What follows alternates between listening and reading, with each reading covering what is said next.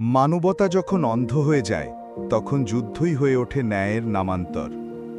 Israel ও ফিলিস্তিনের সংঘাতে যুগের পর যুগ ধরে যেভাবে নিষ্পাপ শিশু, নিরীহ নারী পুরুষকে হত্যা করা হয়েছে, তা কেবল মানবাধিকার লঙ্ঘন নয়, এটি মানবজাতির বিবেকের চরম অপমান। যখন শিশুদের কান্না আকাশে গর্জে ওঠে, তখন সেই আওয়াজ থেমে থাকে না, তার প্রতিধ্বনি অনিবার্য পরিণতির রূপ নেয়। আজ ইরান ও ইসরায়েলের মধ্যে উদ্ভূত ভয়াবহ যুদ্ধাবস্থা সেই নিষ্ঠুরতারই ফলাফল। এই সংঘর্ষ কেবল দুটি দেশের মধ্যে নয়, এটি গোটা বিশ্বের নিরাপত্তাকে হুমকির মুখে ফেলছে।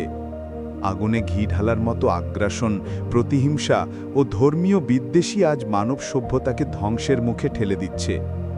আমরা কি কখনো প্রশ্ন করেছি এই যুদ্ধগুলো কার জন্য, কাদের স্বার্থে? জবাব একটাই, শক্তি, আধিপত্য আর স্বার্থের রাজনীতি।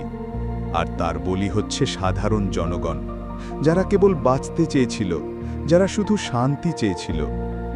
আজ সময় এসেছে বিশ্ব বিবেককে জাগ্রত করার।